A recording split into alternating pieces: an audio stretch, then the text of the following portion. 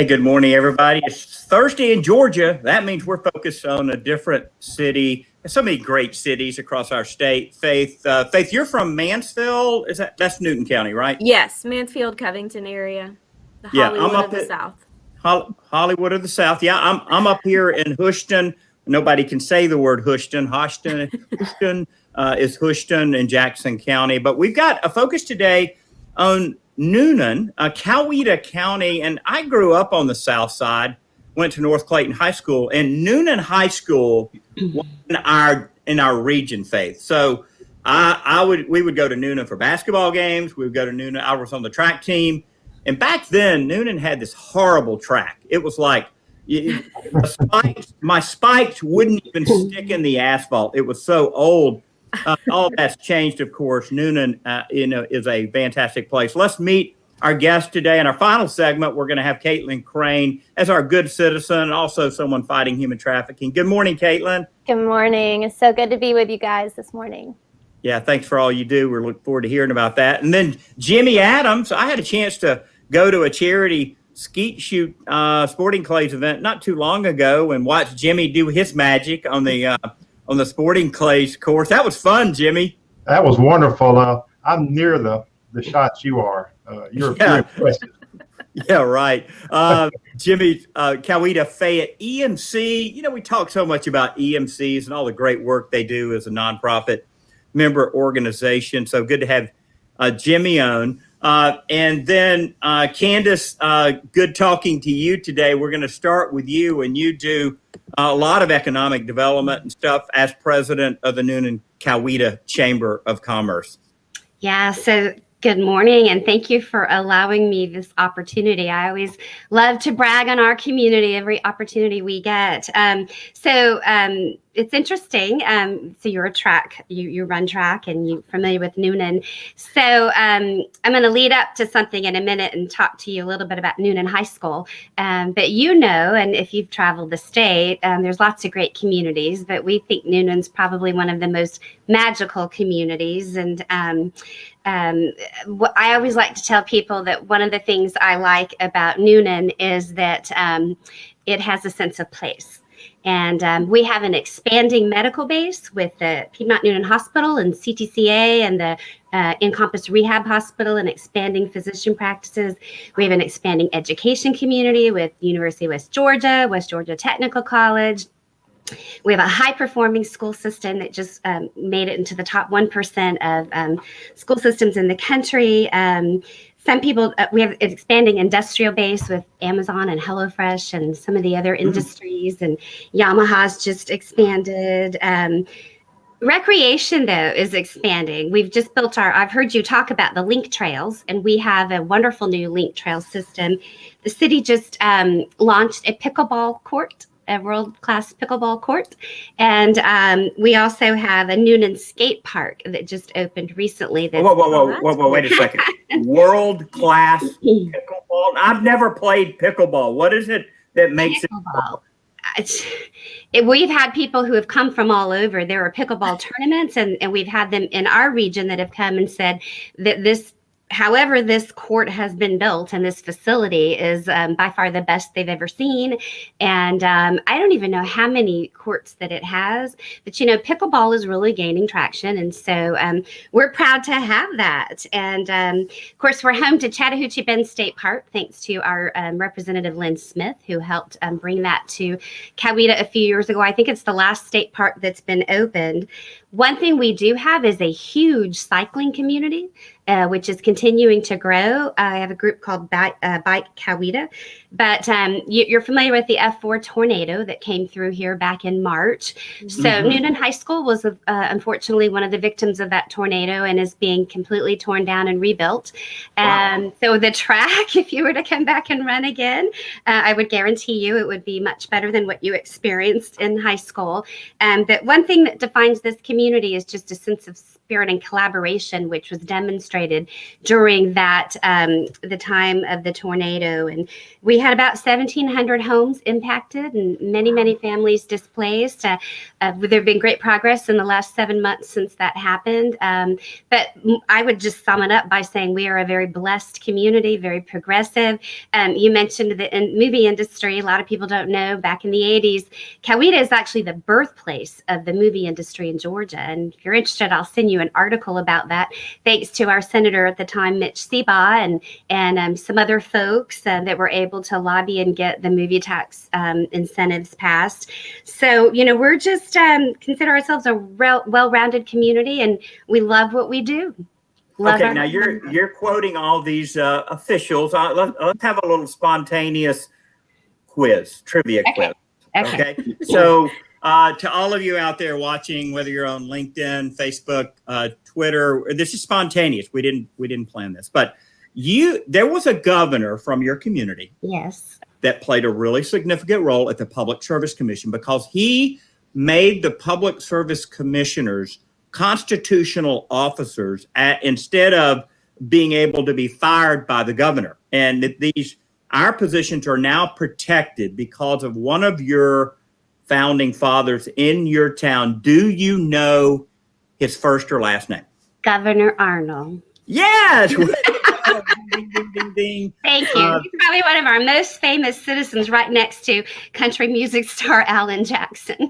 Yeah, there's a statue of Governor Arnold at the Capitol. And not only did he make all of these lower statewide offices like insurance commissioner, ag commissioner, labor commissioner, PSC commissioners, constitutional offices, but at the time when he took office, the University of Georgia had lost its accreditation, and he was able to get that accreditation back. He was really quite the remarkable governor. Visionary. Yes, very much. He was, and he took a lot of action too. Let me ask you, Candace, Peachtree City, just up the road from you, forever has been a Delta hub and a place where a lot of airport people live. Have you seen airport employees populate Coweta County, Newnan County? Oh my goodness. Yeah, I don't know what the number is. It's in the thousands of numbers of employees that we have here. Same thing with Georgia Power. We have 3,000 Georgia Power employees. Wow.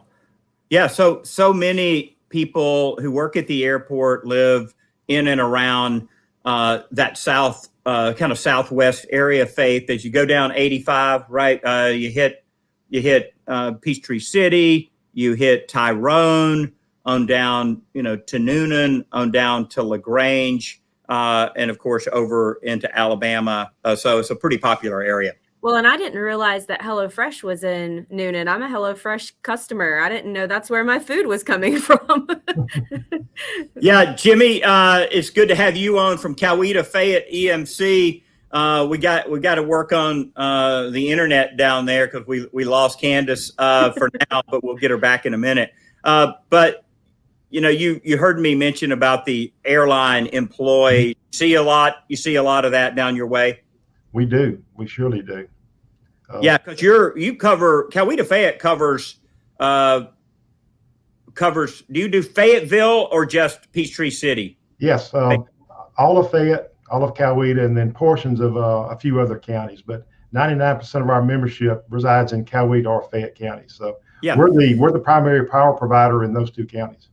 Let me ask you about movies. Faith mentioned that Mansfield and Newton County was Hollywood of the South, but I think you guys are making a play for that down there. We are. Trilla Studios, formerly Pinewood. We began the relationship with those folks 7 or 8 years ago, and it's amazing when you look back pre and post construction, the changes there, and not to mention the town of Trilla, which is adjacent. It's really been great for us, not only in energy sales, but to help push us into more renewable type offerings and electric vehicles. It's really a cutting edge development. It's amazing just to drive through.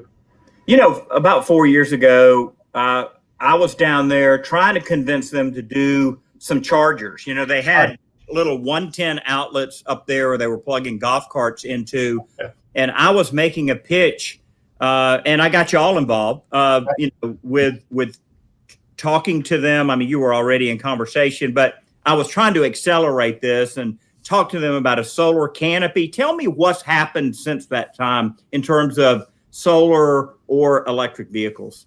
And that was great. Your support really kind of spurred us along. We, at the behest of Pinewood at the time, they're one of our large key accounts, and they asked us for advice on commercial EV charging stations. And we thought, well, gosh, we're an electric utility. We'll install these. So we became certified through ChargePoint, and to date we've installed over a dozen dual port commercial charging stations on the grounds of Trillith and the town of Trillith. Wow. It's really been great for us. It kind of gave us that small nudge to adopt that new business model, and we've transferred that to other areas in Fayette County, particularly in retail areas where we're leasing commercial charging stations to our members. Yeah, going on down to Newnan and Coweta, I know they've done a lot of improvement on the expressway as you Right. got into that area. How is it in terms of growth for utilities in Coweta County for you? The growth has been phenomenal. We're expecting the population of Coweta to double over the next 10 years. We have just many new subdivisions popping up, and we're currently encouraging the home builders, to pre-wire the garages for electric vehicle charging to take away one roadblock from that homeowner. But the growth is really phenomenal, residential and commercial. Our builder actually did that. We just finished building a house last year, and he put in the wiring and the dedicated breaker for an electric vehicle if we ever wanted to do that in our garage. And that's the time to do that. It's a minor addition at the time the home is being constructed. So we're really out preaching the word to that.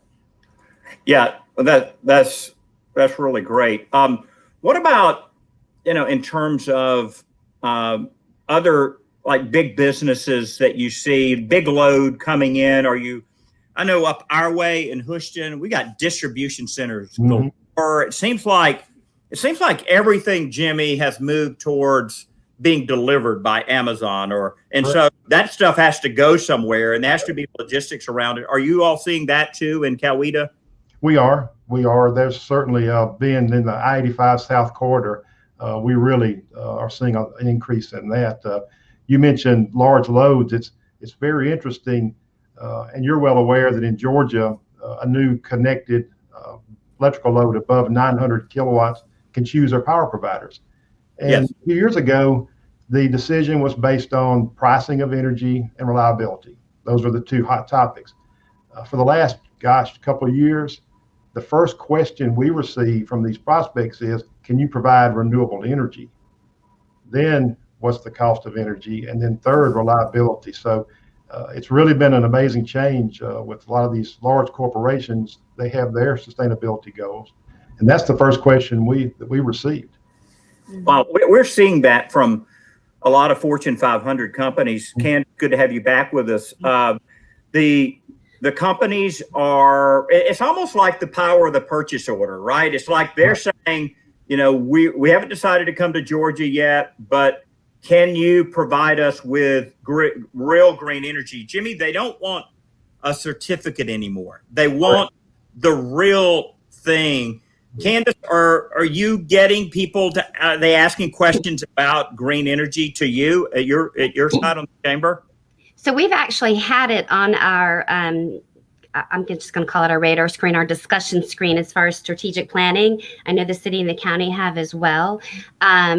I'm not sure that we're getting that many questions. We are hearing it discussed, and it came out in a survey that we did a couple of years ago that we needed to at least start exploring it. I actually, and I know Commissioner Eccles, you were the proud owner of an electric car, and I think you're on your fourth one. I'm on my third electric car. I love that baby because of the torque.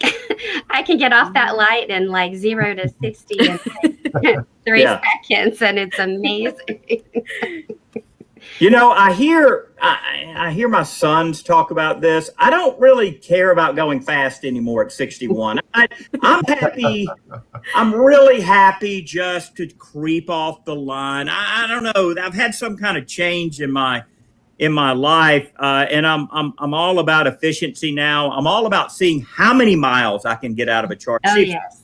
if you accelerate off the line with an electric car, you gobble up all your kilowatt, your energy. And so I'm all about seeing, okay, it says 70 on my range today with my Nissan Leaf. Can I make it go 80? Can I make it go 85? Not miles an Don't use hour. your air and don't use your heat.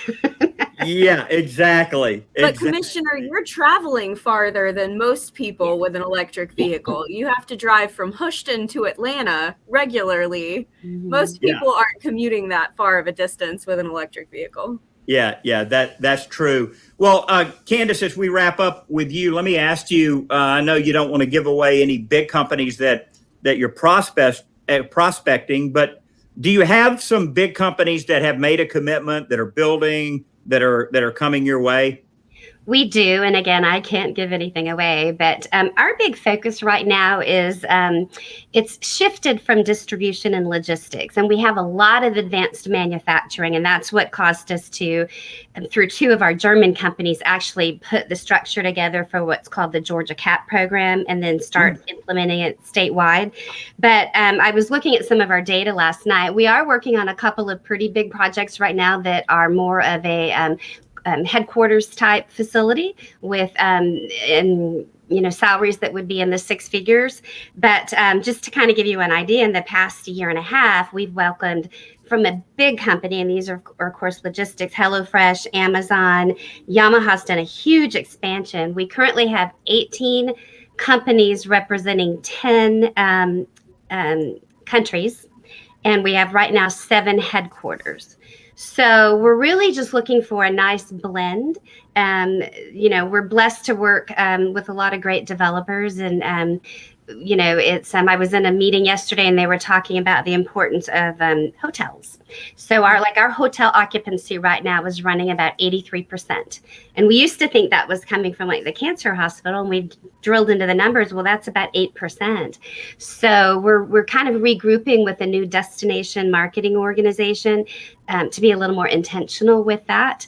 But our development authority does an amazing job, and we've been very blessed. And last year, the number of projects that Trey Westmoreland is our president of our development authority, they worked on, I think it was like 41 projects compared to 38 the year before, and a few less than that the year prior. So I know Jimmy loves to hear this stuff because all 3 of our electric utilities compete, and they're very friendly in their competition.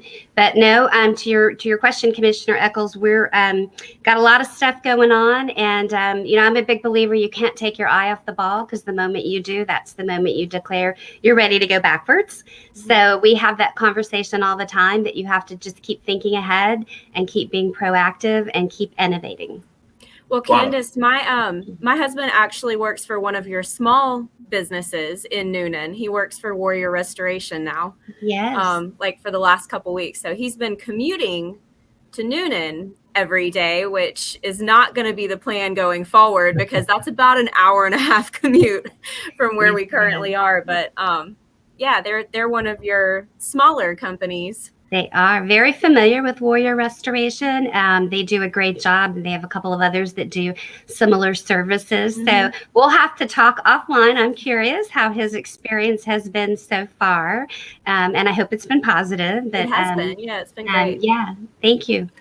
Well, thank you both, Jimmy and Candace, for your great work down there. And Jimmy, I know I'll see you at something coming up soon, because our paths cross on a regular basis. Keep up the great work. It does, and we appreciate your support. You're a great supporter of the things that we're trying to do here. So thanks a lot.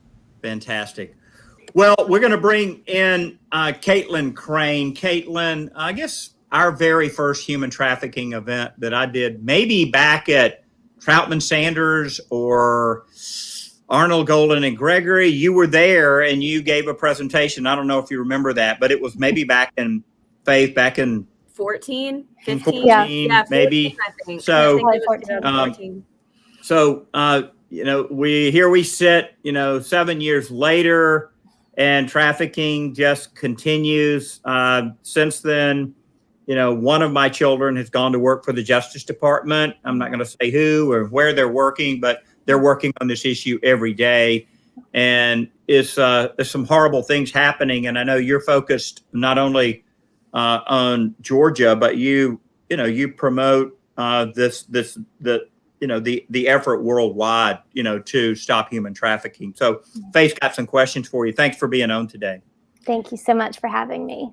So Caitlin, we met way back in the day, probably Yes. that 2014 event. So tell me a little bit about how you conceived of the idea for Just One International. Yeah, absolutely. I remember these events, even though it's weird how something like 7 years ago can feel like a whole nother lifetime. But honestly, this conversation feels a little bit full circle just to see and look back at while trafficking is continuing to also see the progress that is being made. Thankfully, through our organization, God has blessed and continued to provide for our needs and the needs of the kids we serve, but also just seeing the bigger picture of other anti-trafficking organizations and the progress that's just being made across the board is very encouraging for me personally. But yeah, where it started, I was probably around 19, going to the Passion conferences in Atlanta every year. They start talking about the worldwide issue of trafficking, and it just was eating at me. I was like, man, this is terrible. This is grabbing my heart. And I knew I had to do something about it. I didn't really know what. I was a 20-year-old like a year later, trying to figure out what in the world I wanted to do with my life. And I just knew that this passion kept coming up, and it's something I wanted to do for the long run. And so with that, I just decided to start a nonprofit, honestly, without a lot of specific plans, just a big dream and a lot of passion. And not much experience, to be honest, of how to run a nonprofit or start something from the ground up.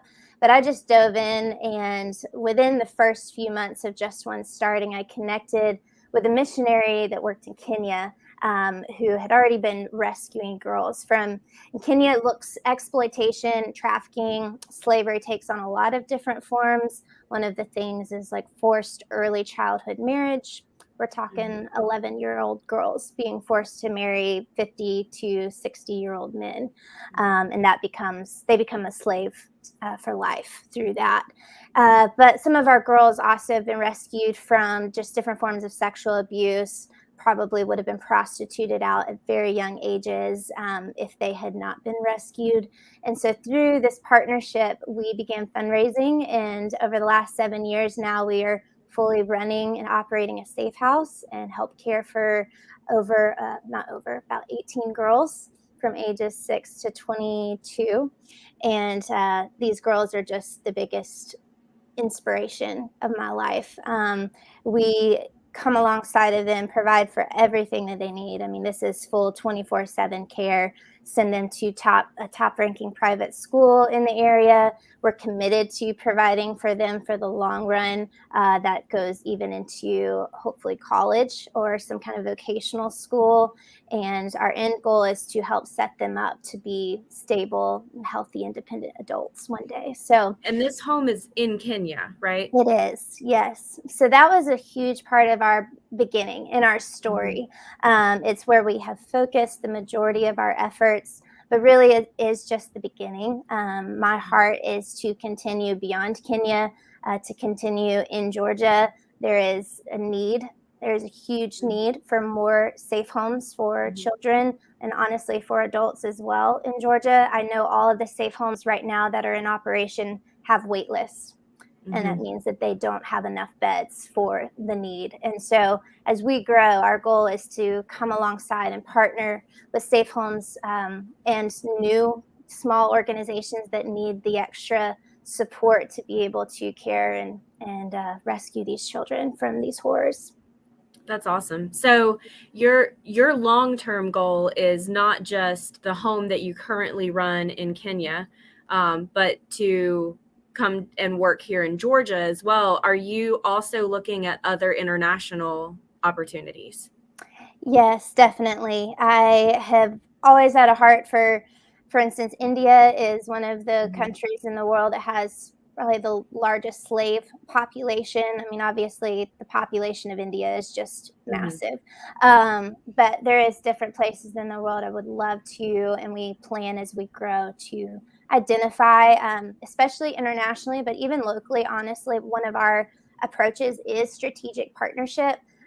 We don't believe in reinventing the wheel, and we want to, especially internationally, come alongside of the local partners, the natives that live there, that know their people, know the area, know the need, and really empower them to help rescue and provide like something that's sustainable. You know, we don't want to just come in and be the short-term, you know, rescue. This is a long-term thing. So yeah, we plan to grow internationally as we can. Fantastic. Well, I saw on your website that there's a current need for your Kenyan home for a van, right? To transport these girls. What are some ways that people can help support your mission? Yeah, thank you for asking. Obviously, the biggest one is through financial support, whether that's a one-time donation. The van is a great example. We are trying to raise at least $25,000, and if we've hit about $18,000, so we got about $7 more grand to go, and a donation to that will enable our girls to continue going to school every day. It's a very practical and urgent need that they have there in Kenya. And beyond that, first I encourage people to just educate themselves. Our website has a lot of resources, and one of the things we do locally here, we've done in Newnan a lot of work of going into schools and churches and youth groups and such, and educating youth on how to protect themselves from the tactics of predators. And so one big thing people can do to get involved is invite us to come give a presentation and to equip the people in your life with this knowledge, whether it's adult or the youth in your life. So yes, that is a big way, and you can find out more on our website, justone.org. And it's scrolling there at the bottom. Everybody's websites are scrolling at the bottom, so you can reach out and contact our guests. Hey, I want to give $250 towards that van, and I want to challenge you, Jimmy. I want to challenge you to give $250 as well. And Candace, that'd be $750. So, but I'm just teasing my friends. I don't want to put you on the spot, but count on us. I'll log on afterwards, and Wendy and I will make a personal contribution. Thank you, Commissioner. Thank you so much. Yeah, thank you for all you're doing. Well, Faith, great work that she's doing over there, and we have a number of women who are working in Africa on either orphanage or trafficking related, and I guess there's a nexus between the two, isn't it, Caitlin? Because as you rescue these kids, I mean, they are essentially orphans, right? Oh yes. Most, if not all, of our girls are orphans. Their parents, especially their mothers, died of AIDS. For instance, 3 of our girls are sisters by birth, and their mom died at age 17 of AIDS. And that likely would have been their story, their fate, if they had not been rescued. So yes, they have been upon being abandoned. Obviously, that makes them very vulnerable to being trafficked or exploited in some way. Caitlin, did you just say that their mom died at 17 of AIDS, and she already had 3 daughters? Yes. That's heartbreaking. Faith, at Prince Avenue, we have a young woman who runs an orphanage in Africa, and then we have a teen pack. One of the Lindeth girls lives in Africa and has an orphanage. So it is something I'm hearing more about. And then we support Komi Ahalu and his work, essentially of taking Americans, particularly African Americans, over to Ghana and to Togo on mission trips and having them see that area because it was in that area in Western Africa that a lot of Native Africans were sold into slavery, made their way on the Middle Passage over here to America. So it seems like there's a lot of good work going on with nonprofits in that area. Well, thank you, Caitlin, for your good work. Jimmy, we'll see you next time for whatever event you guys invite me to. So You're always invited. yeah, proud of what you're doing. And Candace, keep up the great work. You're a great salesperson for Newnan. Thank you. In Coweta County. And I got to get back down there and run on that. Let's walk on that track. I'm not doing these days. My running days are over. My fast driving days are over. And your horse riding days are over. And my horse riding days. It seems like I'm retiring from everything but chasing grandkids around. So, well, Faith, where are we going to be next time? Next week, we will be in Cumming up in North Georgia. And then the week after that, we'll be in Lilburn there in DeKalb County. So Gwinnett County. Gwinnett County. I'm sorry. I'm so sorry. Gwinnett County. We'll be kind of all over the metro area in the next couple that's weeks. great. Well, y'all have a fantastic weekend as we wrap up the week, and we will see y'all soon. Thank you so much. Appreciate Thanks, everybody. it. Thanks for tuning in. Thanks for tuning in.